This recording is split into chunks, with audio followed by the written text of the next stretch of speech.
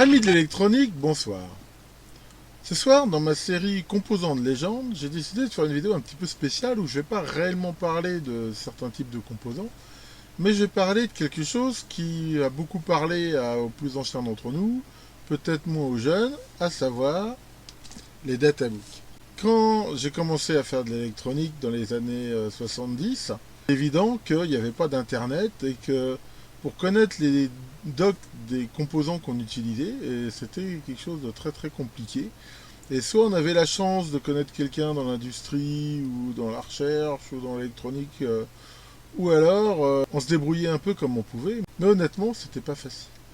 Après, il n'y avait toujours pas d'internet et là, au fur et à mesure que j'ai évolué dans ce milieu, il y a toujours eu un peu deux approches. Je dirais celle professionnelle, ou par le biais des écoles, des choses comme ça, où on avait la chance de pouvoir avoir ces databooks, ou toujours dans le côté amateur, où, encore une fois, c'était un peu le monde de la débrouille. Certains databooks, on pouvait les acheter, mais quand on les achetait, ça coûtait vraiment des sommes qui étaient relativement importantes. La chance qu'on pouvait avoir, c'est que dans les labos de recherche, les bureaux d'études, ils échangeaient de temps en temps, voire tous les ans, et on arrivait à avoir des fois les vieilles éditions. Mais c'était vraiment quelque chose de très difficile.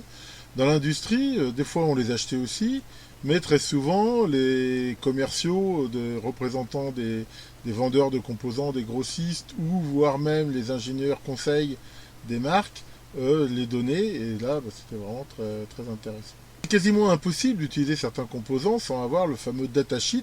Datasheet qui donne les caractéristiques principales du composant, son brochage, sa fonction, et surtout les fameuses notes d'application. C'est sûr que quand Internet est arrivé petit à petit, ça a été vraiment une révolution parce qu'on a commencé à trouver de plus en plus ces datasheets sur le net. Et maintenant, d'ailleurs, je ne sais même pas s'ils impriment encore des databooks, mais de moins en moins. Et on peut toujours les télécharger et les trouver facilement. J'ai toujours quelques exemplaires de datasheets relativement anciens. Et par cette vidéo, justement, je vais vous en présenter quelques-uns qui, je suis sûr, pour les gens de ma génération, raviveront des souvenirs. Alors, allons-y pour ce petit voyage dans le passé. Alors, un des trucs les plus anciens que j'ai, c'est ce genre de bouquin qui n'était pas fait par une marque, c'était pas fait par un constructeur, d'ailleurs, enfin, c'est multi-constructeur. Cet exemplaire-là, je l'ai trouvé dans les poubelles du CEA de Saclay. Donc, comme j'habitais à Gif-sur-Yvette, j'étais pas loin. Et il y avait toute une série de ces trucs data, et c'était vraiment relativement rébarbatif, mais très instructif. Il y avait ici toutes les références, et souvent elles étaient triées par, on va dire, par équivalence. C'est-à-dire que quand on cherchait un modèle, les modèles à côté étaient ceux qui étaient relativement ressemblants. Bon, on a pour chaque modèle les caractéristiques les principales. En fait, il y a d'abord ces trucs-là, ils étaient tous pareils. Il y avait un type alphabétique qui donnait la page, et après, dans la page, on voit ici typiquement les caractéristiques principales. Donc voilà pour ce truc-là. Alors ça, c'est vraiment des trucs qui étaient intéressants. On avait aussi à la fin des schémas de tous les boîtiers, et on voit déjà qu'en 73, ça manquait pas déjà de diversité. Hein. On voit tous les modèles ici. Et ça, c'était vraiment très intéressant parce que quand on trouvait un modèle de transistor, généralement, au moins, on savait à peu près ce que c'était. Ensuite, un des tout premiers databooks que j'ai eu, c'était cela, qui était fait par la société Sescosem, qui est devenue après Thomson CSF et après ST Electronics.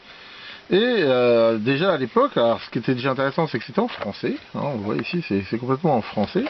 Et là, c'était alors plutôt un manuel d'application sur les ampli-op, et très très complet. Et il explique bien le fonctionnement interne de tous les ampli-op de légende, justement, je vous ai parlé, hein, le 709, 741, 300 et tout ça, donne un peu tous les calculs.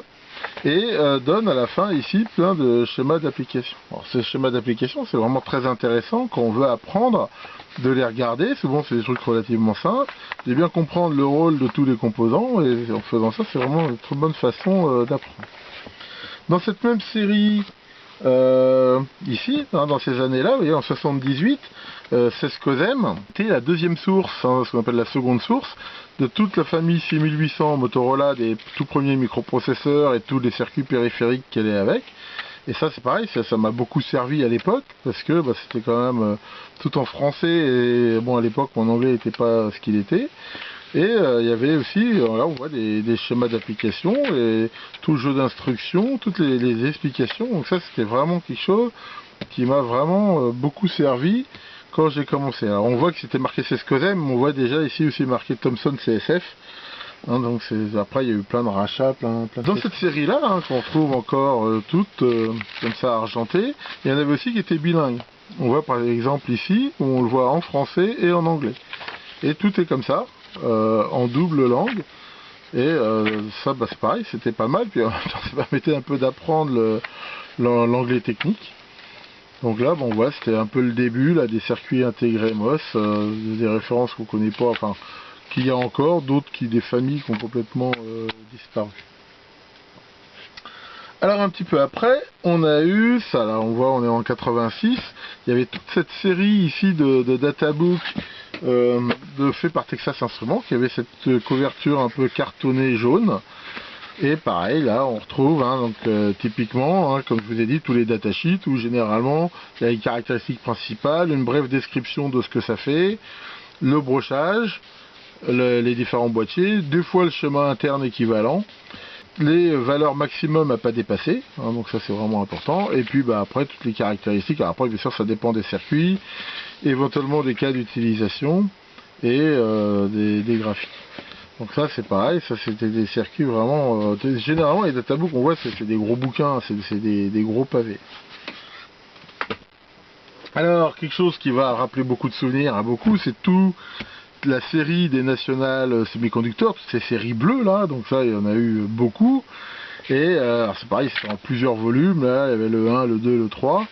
Et ici bon, on retrouve tous ces circuits de légende dont je vous ai parlé et ceux d'après. Et vraiment, ça c'était vraiment, enfin c'était la Bible quoi. Quand on avait ça, on avait pareil tous les datasheets et surtout plein d'exemples. Hein. Ici par exemple le 301 dont je vous ai parlé, voilà, ici on le voit ici. Donc toujours pareil, on voit toutes les courbes qui sont plus ou moins intéressantes en fonction de ce qu'on veut faire. Et voilà, hein, toujours ces applications typiques où on voit différents systèmes. Des fois dans ces applications typiques, il y a même des trucs complètement marrants parce qu'ils s'amusent toujours un peu à détourner le circuit. C'est-à-dire qu'il y a un circuit par exemple qui sert, je sais pas, à faire un oscillateur et avec ils vont faire un ampli, une cafetière ou je sais pas quoi. Enfin, c'est un petit peu un concours. De toute façon, souvent c'était des étudiants hein, qui font les schémas d'application, mais normalement ils fonctionnent. Et quand j'étais étudiant en électronique, j'ai fait un stage chez General Instruments où j'avais travaillé comme ça à faire des applications sur des photocoupleurs. J'avais commencé à l'époque à faire des affichages multiplexés avec des 6800, des choses comme ça. Et c'était vraiment, enfin pour un étudiant, c'était vraiment un truc super intéressant. Souvent c'était un peu open bar, on avait tous les composants qu'on voulait.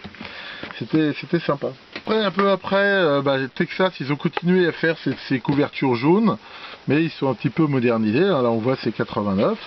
Et on retrouve encore ici tous ces databooks là. Alors des trucs qui étaient intéressants des fois, c'était ce genre de choses, les fameux Master Selection Guide. C'était un petit peu des pots pourris, hein. On voit ici celui-là qui m'a beaucoup servi de Motorola, où à un instant donné, hein, pour une année donnée, c'était un petit peu tout ce que produisait comme semi-conducteur Motorola. Alors bien sûr, souvent, c'est pas vraiment des datasheets, mais on trouve quand même à la fin déjà la liste de tout. Donc là on trouve toutes les références et pour chaque système, par exemple ici les transistors, pareil, les caractéristiques principales, des fois des petites sur certains circuits qu'ils voulaient mettre en avant, ça des petites notes d'application.